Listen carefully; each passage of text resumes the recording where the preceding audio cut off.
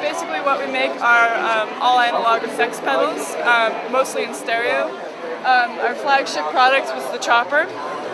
It's a dual oscillator tremolo pedal in stereo. Basically you're working with two different circuits, a square wave and a sine wave. So if you're playing in stereo and you've got the square wave, one side's on and the other's off.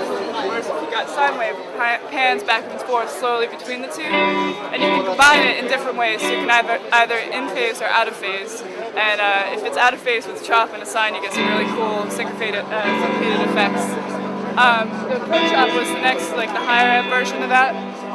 It's got a digital readout, so you can replicate the rates for live. And it's also got a MIDI out, so you can, well actually I guess a MIDI in, so you can sync it up with a drum track or electronic metronome or anything like that. Our next product is the Mega Wah. It's a all stereo wah pedal, so it's stereo in and stereo out. Basically, you've got 4 different wah pedals and a volume pedal in one. So the first setting emulates a crybaby, like classic crybaby sound exactly. The second sound is a Mega Wah. It has more low end, more high end, like a bigger sweep. That's that one.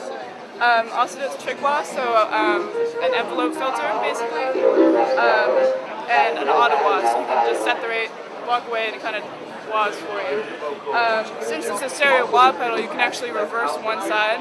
So in the reverse wah setting, one side wahs and the other pause. So that's a pretty cool effect.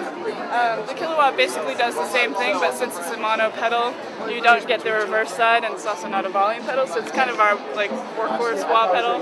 And it's good for people if you don't necessarily have a stereo rig. Our final product is the VOD or VOD. It's a variable overdrive pedal.